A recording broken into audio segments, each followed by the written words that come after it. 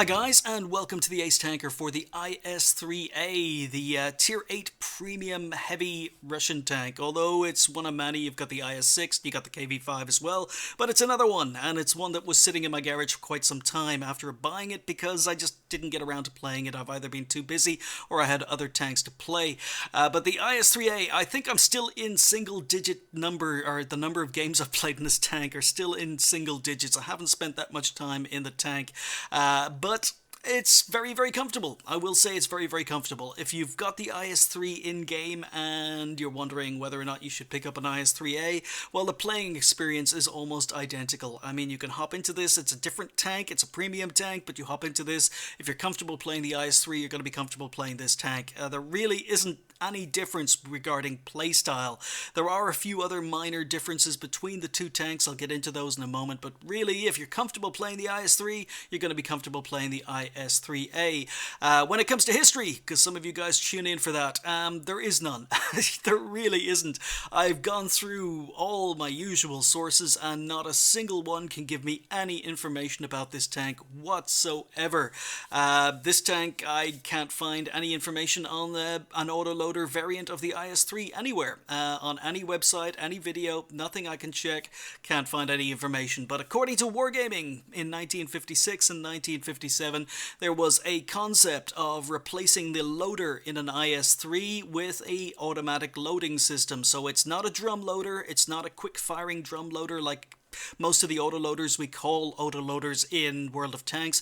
It's simply the fact that this tank doesn't have a gunner, or it doesn't have a loader. The gunner presses a button and the gun reloads itself after firing. So, it automates this. It automates the entire process of loading the gun, but which makes it an autoloader. But it's not an autoloader as we understand autoloaders to be in World of Tanks. As I say, technically they're drum loaders as opposed to autoloaders, but we call them autoloaders.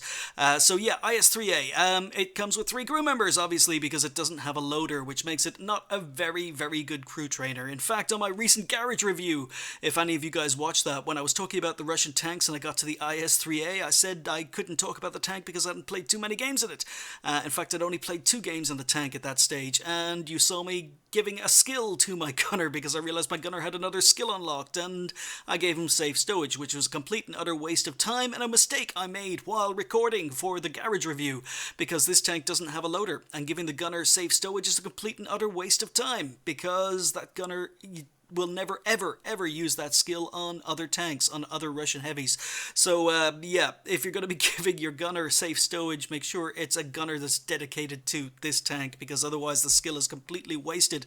Yeah, so that's a mistake that is going to cost me gold eventually when I get around to doing it, to rectify. But it is one downside to having only 3 crew members in the tank. So as a crew trainer, I really couldn't recommend the IS-3A, but as a credit earner, I think it is very, very good.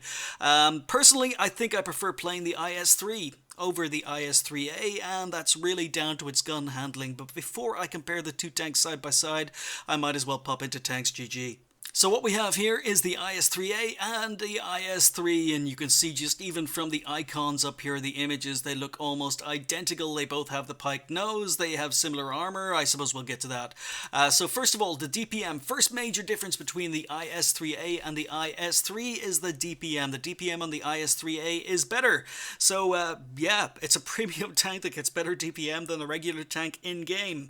The penetration is not quite as good. You get 221 millimeters of penetration compared to 225, but it's as near as heck, so you can pretty much ignore the penetration issues. Almost identical on the 2 tanks. The damage is the same, and the rate of fire, obviously because the DPM is higher on the IS-3A, the rate of fire is faster on the IS-3A, and the reload time is slightly faster, both by about a second. So basically you can fire out roughly just under 1 extra shell a minute on the IS-3A compared to the IS-3.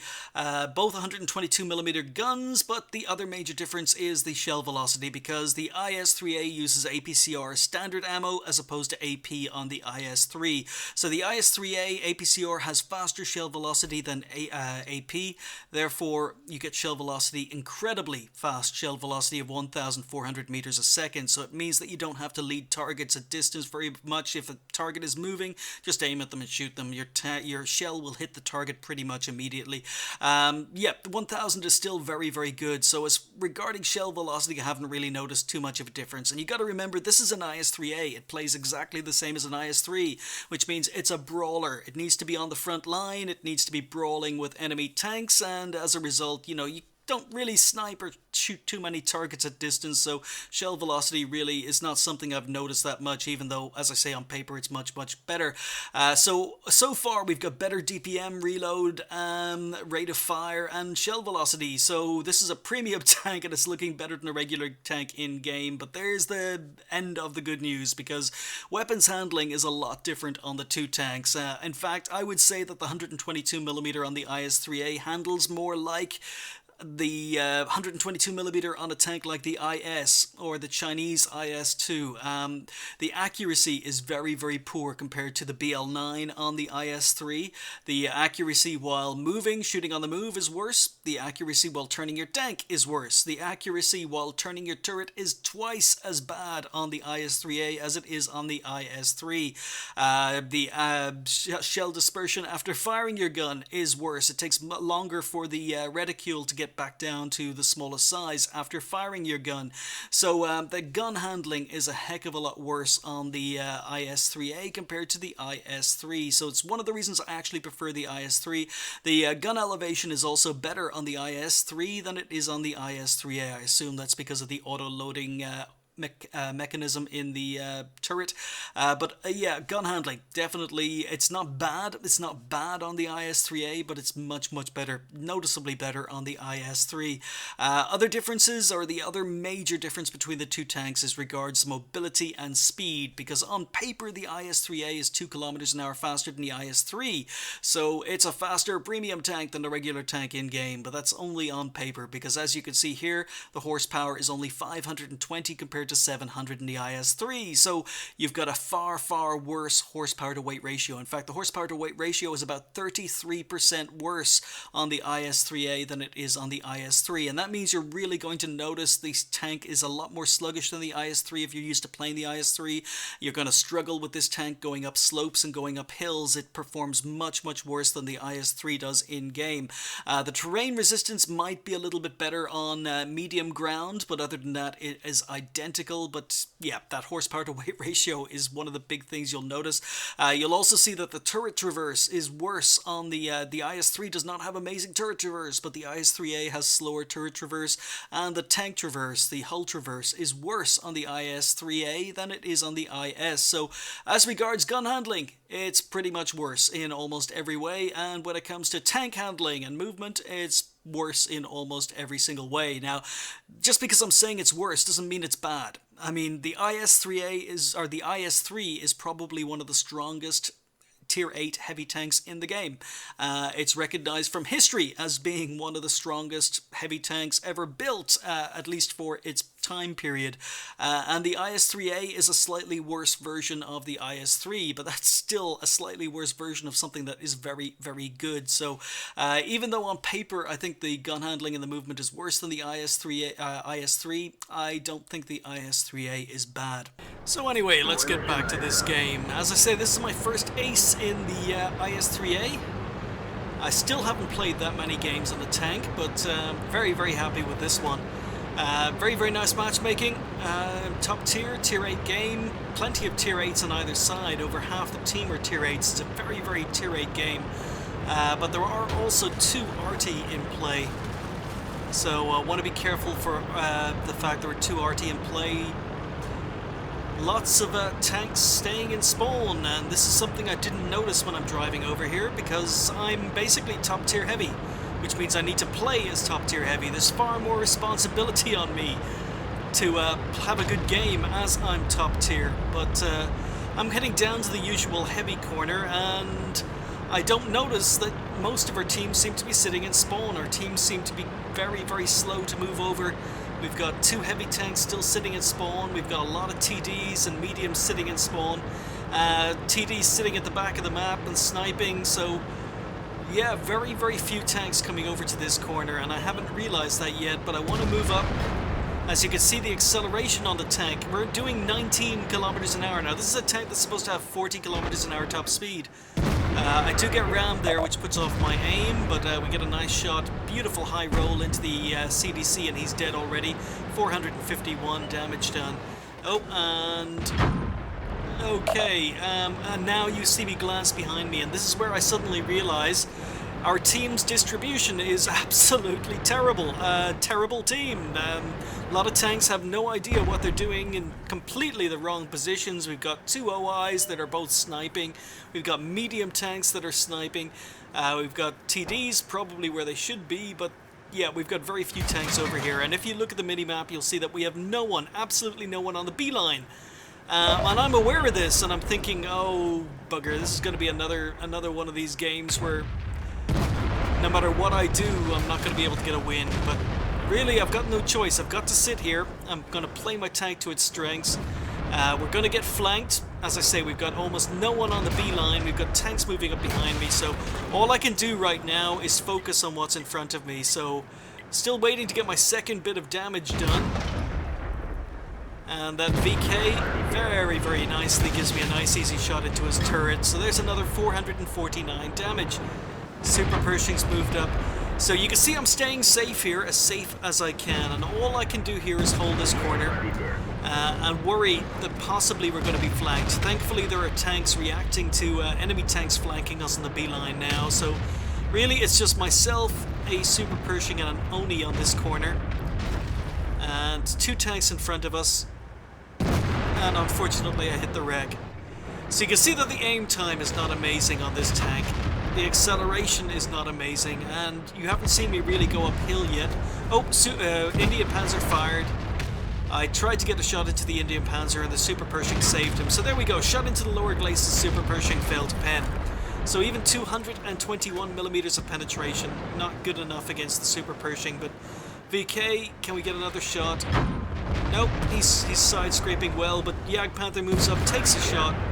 So that means I can poke out and fire, and that's very, very important. That's a lesson that a lot of players need to learn. Wait for the enemy tank to shoot, then poke out and shoot him. So the Super Pershing is fired, so when an enemy tank fires, that gives you time to move out and take a shot. Don't move out in front of an enemy tank when they're loaded. Move out when they're reloading. So unfortunately I get tracked and I decide to move back because there's an OI. So I've used my repair kit. OI suddenly appeared, Super Pershing was there, didn't want to get caught at a bad angle. Looking for a shot in the lower glacis of the Jagdpanther, decide not to go for it and go for the VK instead. And we take him out. So VK surprisingly managed to pen me. Where did he pen me? He got me lower glacis, yep. So you've got to hide the lower glacis just like you do with an IS-3. But we poke out, kill the Jagdpanther 2 on low health. We bounce another shot. So I've lost my Super Pershing ally. There's a Jagdtiger 88 that was last spotted behind us, but he decides he isn't going to flank. So those TDs camping spawn must have done a good job protecting our rear, so we never got flanked. We're able to focus on the tanks in front of us. I was able to play the tank to its strengths. Look at this. Lower glacis and unfortunately miss. The aim time and accuracy, not amazing on this tank. Thankfully, didn't cost me too much damage, just 237 health, otherwise I should have killed him, but move up. And there we go. 2 shots in a row, missed. Shooting at the weak spot in the Super Pershing. Now I'm hesitant to go around this corner because there are 2 RT in play, and I know they're aiming at this corner. There we go, there's the first RT. So we're going to advance. We want to kill this Super Pershing. He's on low health. He fires and misses, he panics, we take him out, and I stay on the move because there we go. There's 2 more RT shots have just landed. FV managed to hit me. So I know that the FV is somewhere down around D1. That's where the shot came from. Now, most of the enemy tanks are still alive. Well, most of the enemy tanks that are on the map have been spotted, except for the Panther 88. He hasn't been spotted yet, and I assume because he hasn't been spotted, he's nowhere around here. But unfortunately, yeah, apparently he is around. So we managed to get 1 shot in. He manages to pen me. Move again, hiding my lower glacis. He bounces, and we track him in place. So I don't want to go around this corner. As I say, RT's just fired again and just missed me. They're pre-aimed at this corner if I go around. There's an AMX AC-48 around this corner as well. I'm down to 617 health thanks to that pen from the Panther 88. So RT is firing, 2 tanks waiting. Panther drops off the radar. So I'm wondering maybe the Panther 88 is trying to flank. I don't know. But there's a Borsig that was last spotted down in H5, so I figure maybe I'm safe to advance up here. Super Pershing's been spotted in our spawn. I take the risk, and thankfully I don't die. So I bounce the Borsig. The Borsig had moved back. I spot the M44, trying to flank the Panther 88 and the AMX AC-48. You can see that going downhill the tank is fast. Going uphill or trying to maneuver the tank doesn't move very well. But we flanked the AC. I'm keeping an eye out for this Panther 88. I thought he was around here, but he's disappeared. So we get one shot in.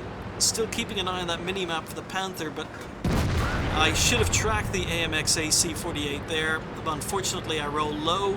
He panics. So aiming carefully to take out his weak spot. Take him out. Okay, now where's the Panther? Panther 88's just behind me. I've just realized, but I don't need to worry about him. Thankfully, the SU-152 takes him out. So once again, I turn to go one direction. I know that there are still 2 RT in play. When I drop off radar, I turn around to go the other direction. So, Super Pershing spotted in our spawn. Borsig that shot me from somewhere around where the M44 was spotted. FV304 is suddenly spotted. And M44 takes out the Oni, so M44 is still in action. FV304 hasn't fired, but we move up. We aim. This guy trying to dodge my shot, but nope, not good enough. So there's kill number 7. We're up to almost 5k damage. So again, don't want to go around the corner. Figure that the Borsig's probably waiting for me to drive around that corner, so we're going to do some flanking. And at the same time, maybe try and get some shots into that Super Pershing if someone can spot him. So just like the IS-3, the IS-3A does not have very good view range. Can't remember what it is off the top of my head, but I'm very unlikely to outspot that Super Pershing. I need someone to spot him for me. So the Borsig is clicking on the map. It's a good thing he did, because that's what I was about to do. So there he is. Okay.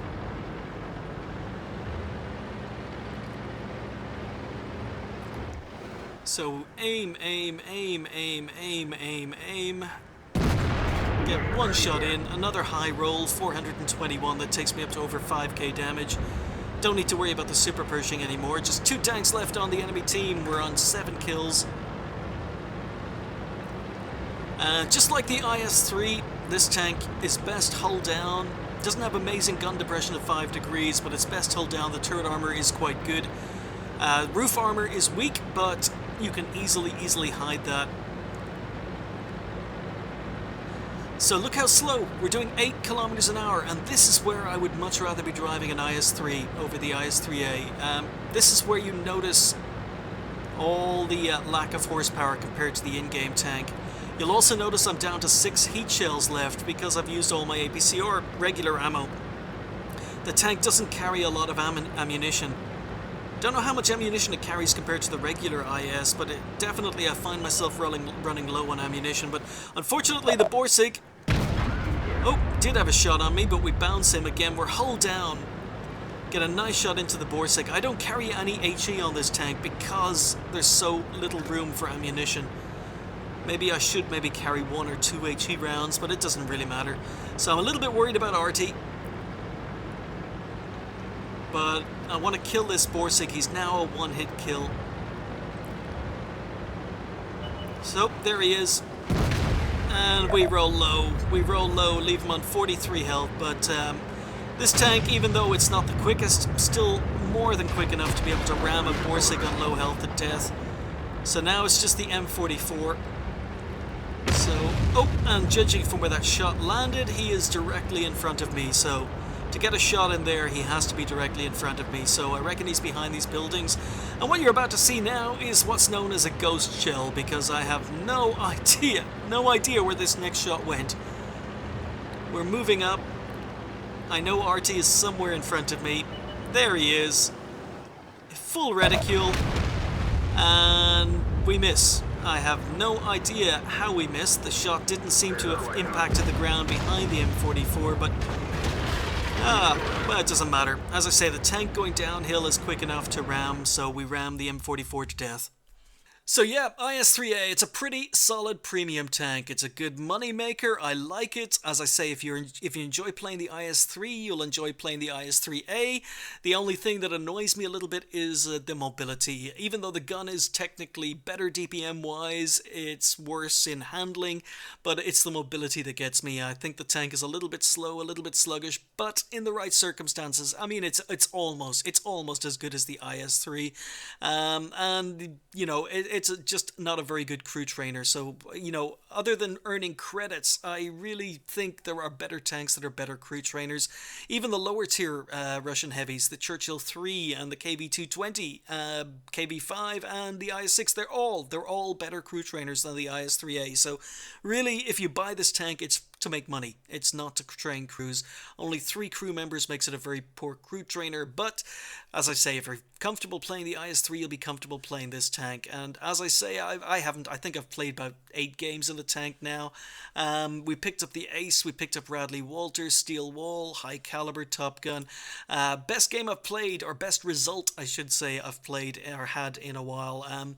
1955 XP. Wow, base XP. I almost broke 2K. Oh, so close, but it doesn't matter. If I'd landed one more shot, I think I would have broken 2K XP. But I can't complain. It's been, as I say, about a year. It's been about a year since I had a game as big as this. XP wise, 6,321 damage done, 9 kills. Quite happy with that. It was nice matchmaking. 25 shots fired, 21 hits. So I think the gun, even though it's not as good as the BL9 on the IS-3, is still very, very good. As I say, you know, worse than incredibly good is still not bad. It's still pretty good. Happy with the damage and happy with the armor. I mean, it's IS-3 armor, so we took 15 hits and we bounced 10 of them, and we blocked 2,700 damage. So I had that lower glacis. The only time I was being penned was when I had the tank badly angled or tanks were able to shoot my lower glacis. But happy with the damage blocked. 2 enemies spotted, 12 damage, 9 destroyed, 565 assistance damage, and even though we almost ran out of ammunition, in fact we only had 4 shells left in the tank by the end of that, we ended up having to fire I think about 4 or 5, maybe even 6 premium rounds, mainly because we ran out of ammunition. Ammo 25 shots came to 49,000 credits, so it's not cheap to run, but because it's a premium tank, it will make you money. So even though the ammo costs came to almost 50,000, we still made 105,000 credits with a premium account. That's not too shabby.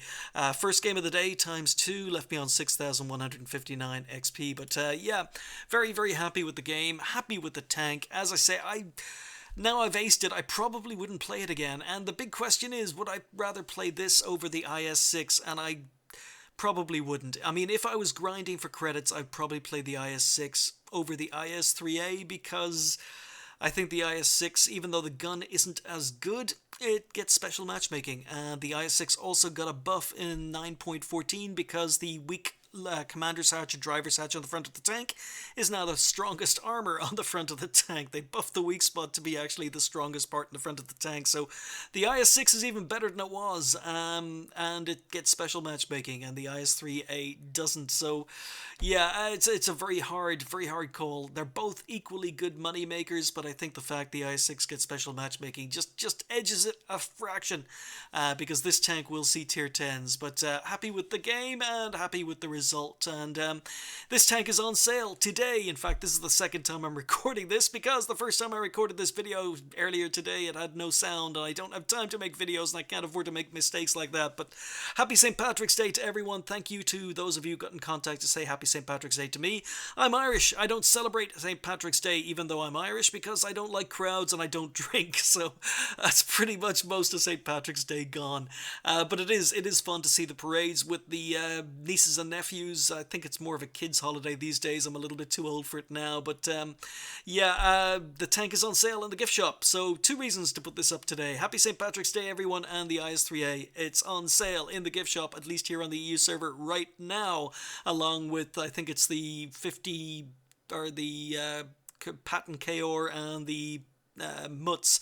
I think they're on sale as well. But yeah, this is the Ace in the 3A, so that's pretty much it. As per usual, I'll give away some sort of Steam key if you leave a comment on this video. And again, I want to apologize for the lack of videos over the last few weeks. It's just life. Life is taking precedence over YouTube. I've got, again, it's that time of year again where I've got problems with my rental lease. The landlord is trying to sell the house again. I may have to move out. I don't know. I may have to find somewhere new to live. I don't know. I've got to come up with a deposit for a new place to live if I do. I've got sick family members and I'm just stressed. Work, stress, trying to find somewhere to move, pack up, visitors, strangers visiting the house to look around the house just in case they're planning to buy it, and looking through my stuff. I hate that. I'm a very private person, but the doorbell is going constantly, the phone is ringing constantly because people want to see the house. It's on the market, and I've got to basically, I can't let them wander around alone. So yeah, it's very hard to record videos when you've got strangers in the house and the phone ringing and the doorbell going. But life is taking precedence over YouTube. I would love to put out more content. I've got about 10 hours of videos I need to upload. The footage is recorded. I just need to edit them together. But I just haven't had time recently. But as soon as I sort out my future situation, then you'll be the first to know when I start putting up regular content again. But in the meantime, when I do put up stuff on the channel, it'll be going up just when I have free time. And most of my free time now is used for, playing for an hour or two as opposed to actually recording a video. But I will. I've got so much stuff I need to put up, so much stuff I've promised to put up, got so much stuff that's ready just to sit down and edit and go up. It's just time. But anyway, happy St. Patrick's Day to you guys. Leave a comment to win a Steam key, and I'll see you soon.